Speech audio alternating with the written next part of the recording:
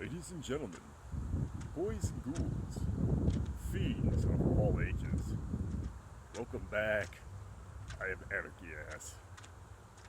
We are in Lyons, Illinois today,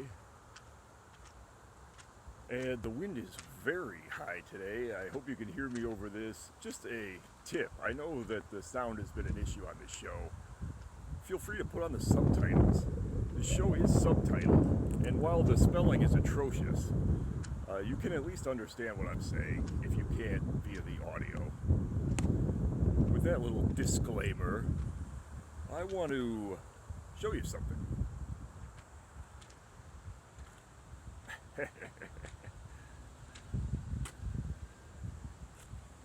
This huge castle, as it is called behind me, is Hoffman Tower.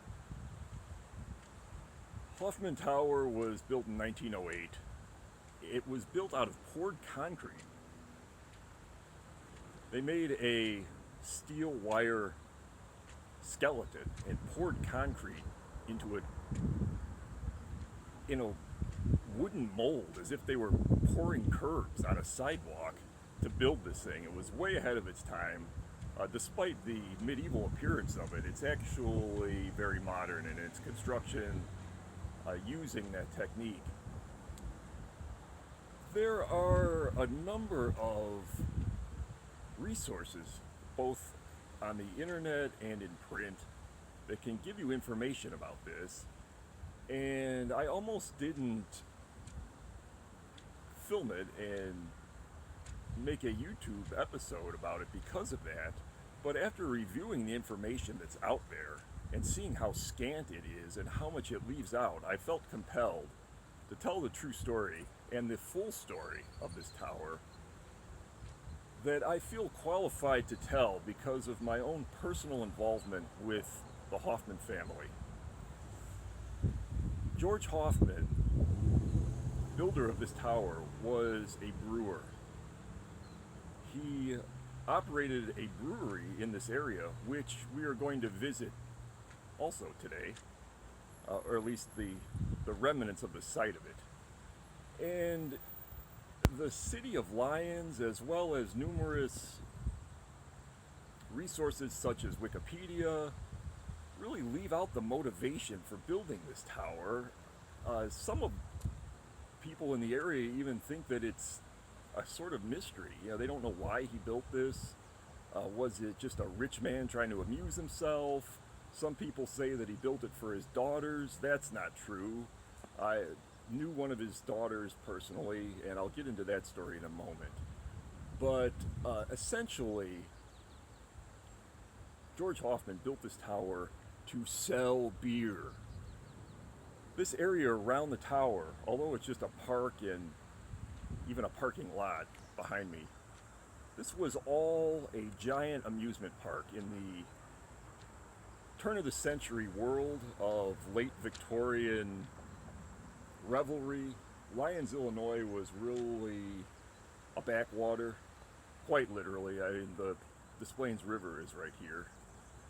And people would come out here to party at this amusement park, and he would sell his own beer at this giant amusement park that stretched for approximately 200 yards.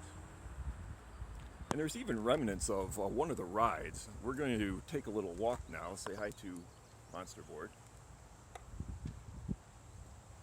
We're going to walk over to the tower itself. You can see the height on this thing. I went to the roof of this before I knew the Hoffman family. When I was in college, they used to open it up. It was a little museum. And in the tour, it goes up to the top floor and comes down. Well, I kind of lingered in the back until everyone was gone. Pulled the pin on the trap door, which leads to the roof. It's literally just a steel ladder, and slipped up there. And the view was incredible. I saved the pin of that, but unfortunately it's closed now due to structural problems. There's a note on the front door, and this is about as far as you can get to the entrance. You can see how the entrance is really a early 20th century design. It's really not medieval at all. Kind of gives away its age. The windows have been bricked up on the first and on many other floors as well, and then boarded up beyond that. But if you walk over here, you can see this was a little observation deck that's now closed, where you could view the river.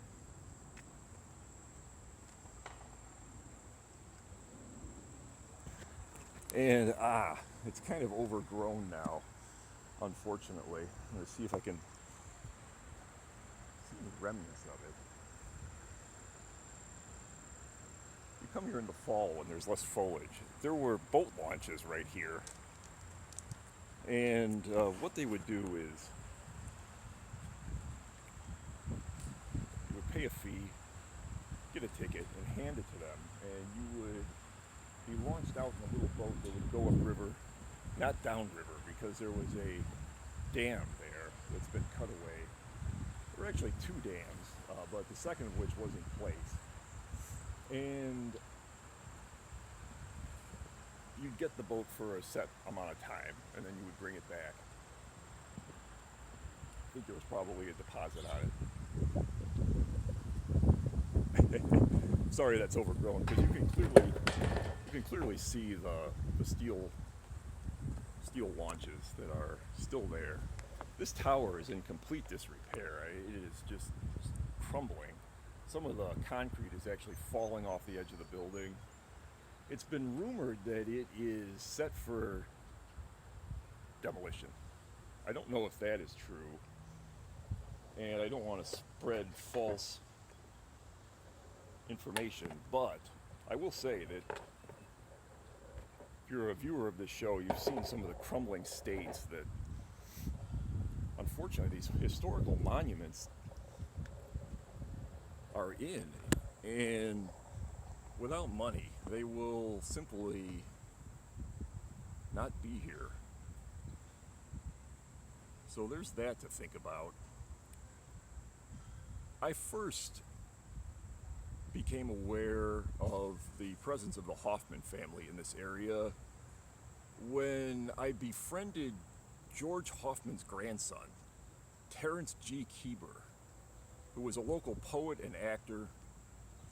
I knew him from poetry readings initially, where he would show up and read his own work, which was written in a romantic style, and was ironically very similar to that of the turn of the century time period, even though he obviously was born much later. And then we became much better friends when he became a cast member of the Riverside Radio Players, where I was also an actor. I had a pretty solid presence on the cast playing villains. And he would play usually the Ahab type character in horror. For example, in Dracula, when I played Dracula, he played Van Helsing. And was a really good actor in addition to being a great poet. He never rose to fame. Poetry, then as now, is literally the most unpopular type of literature. It's the hardest to get published. It has the lowest amount of sales. I think he was just born in the wrong era, because he really didn't write anything else. And at this point he was already retired, so he pretty much devoted all of his time to writing and produced some really great work. His family has his poems now, and I wish they would release them. Of course, they're hard to get published, but maybe on some sort of online resource. After becoming good friends with him, I was eventually introduced to his mother, Marion Keeber Hoffman, the daughter of George Hoffman, one of the daughters of George Hoffman. One of them was killed in a car accident in the 1920s, but she was the last living daughter, and she told me the whole history of this tower and how her father came to build it firsthand. And made me aware of the history of this tower in relation to their brewing business and to this amusement park, which apparently was legendary. It had a lot of money behind it, and it was able to operate in that time period because it was outside the city and nobody really minded that it was here. After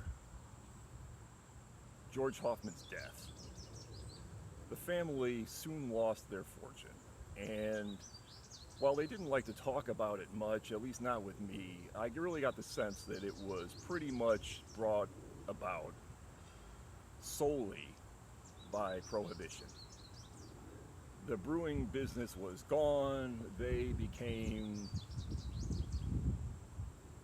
jobless, basically. But at their height, they were really the most wealthy family in the area, I want to say. Certainly the most wealthy and powerful family in Lyons. And Riverside is right across the river, so it's saying a lot, because there were definitely some wealthy people in Riverside at that time. I really don't know how much the family was worth at its zenith, but at the time of Terrence Keeber's death, and certainly by the time of his mother's death, at 105, the family was definitely not sitting on top of the world. I'll just put it that way. This tower is located a very short distance, and by that I mean walking distance, and I am walking there now, from not only the brewery where they brewed their own beer, but from their bar, which continued to operate even after the amusement park was gone, and existed well into the 20th century. I don't think it went out of business until Prohibition forced it out of business.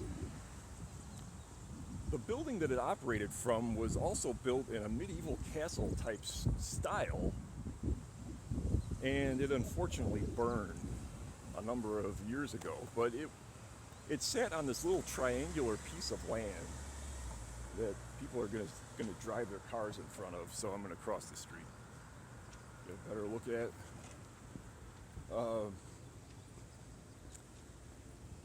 It's where this Village of Lyons sign is now. And this little triangular piece of land is where their bar was that operated for many years. It had a castle-style turret on each of its triangular corners. And after the brewery went out of business, it was office space for decades, until a fire finally took it out. Many people in this area remember that, but what they don't remember, and what a lot of them aren't even aware is the location of the brewery, which is directly across this little makeshift street. We're going to walk there now. If you walk directly across, it's probably 50 feet from the site of where the bar was. You get to this little gravel-like clearing that you think is just the entrance to the park district, but this is where the Hoffman Brewery once stood. This was a massive brewery. It was the largest in the area. It manufactured mostly beer, and it too burned in a fire.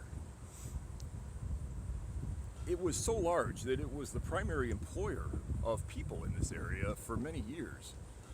And I want to say it was the biggest producer of beer in the west suburbs of Chicago. It was that large. You can see how close it is to Hoffman Tower. This was all just one big money pit for George Hoffman to sell beer. People would come out to see this tower, and while they were here, they would drink, spend the entire day on his rides. I really don't think that it's a mystery as to why he set this all up. It was all in walking distance because this was pre-automobile of each other. The brewery, the bar, the tower, the amusement park, all in the same spot. And that's why he built it. The notion that there's some mystery here, that he had some preoccupation with European castles and wanted to duplicate that, is all nonsense. This was an amusement, plain and simple, and a very successful one at that, highly successful. We're going to take a walk over this way. I want to show you how far back this goes. There's a little gravel path here that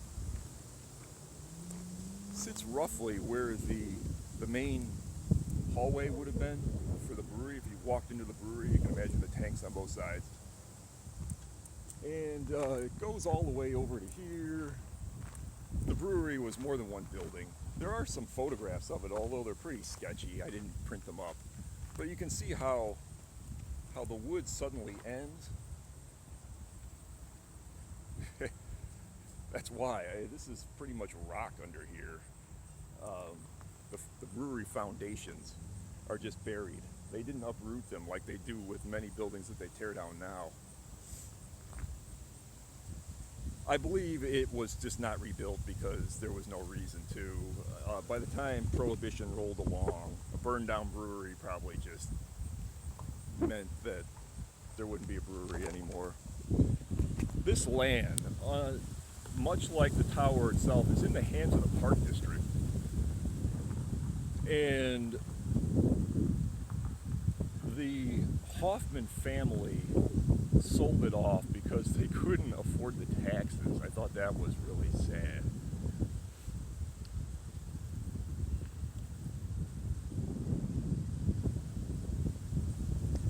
This brewery location is reputed to be haunted, and a lot of the people that report ghost sightings here are not even aware that there used to be a building here, and whether or not that activity is connected to the history of the brewery and the unfortunate people that died in the ensuing fire is unknown, but that did occur here. I should point out also that there was another location of the Hoffman Brewery, also in Lyons, that is not this location. Some people think that that was the only brewery that was further down Ogden, and it's not. This was the earlier original location, and I believe the two existed at the same time at one point, as far as I know. Further down, and this path does continue into the woods, you would have gotten to the powerhouse of the brewery. It operated off of river power. Hoffman built this dam so that he could manipulate the river and the flow of water to his brewery. And you can see that behind me in the distance. You can see over here where there's some remnants, and this is all completely overgrown. But if you come in the fall, it is a little bit more visible. But it really is just rubble. I mean, you can see this is just rock. There's no portions of the wooden structure still standing, and no traces of the metal tanks either. So I think those just rusted away. I saw a postcard from Riverside that showed the ruins of it. That was very, very old, and so the ruins were left here. The burned ruins of the brewery were left here for years before the woods just reclaimed them. That, folks, is the story of Hoffman Tower and the incredible man behind it. George Hoffman and his family were from Aachen, Germany, and were evidently brewers there. Aachen is historically known for being the birthplace of Charlemagne. I always thought that was a colorful tie-in. And they came here as immigrants with the typical American backstory and used their knowledge of brewing to become local celebrities, really. I mean, Hoffman was the main dude in this area. You don't just start erecting castles out of the blue. He had the power and money to do so. There was nothing in this area to stop him in terms of zoning or building laws yet. He was able to use this new and experimental method of poured concrete architecture, which you really didn't see until people like Frank Lloyd Wright and 20th century architects started using it. He, of course, didn't design it or come up with it, but he hired somebody to. And it's really incredible that that was even able to exist. If you tried to do it now, I'm sure it would not be permitted in this area, especially not on this land, which is Park District land. Folks, the wind is really high today, so I am going to let you listen to the winds. Those are the winds of change. They're blowing down on history. And I want to leave you with the thought that if you care about things like this, to take action, at least write. I'm not really one for political action or telling you to do anything at all, but I will say this. I've seen structures of historical and unique nature get ripped down, and it's a lot easier to tear them down than it is to build them. And when they're one of a kind, that's all there is, and there ain't no more. So until next time, I'm Anarchy Ass. This is Hoffman Tower. This empty field is Hoffman Brewery. And when I next see you, I will continue my jaunt through local history when we see something really, really strange.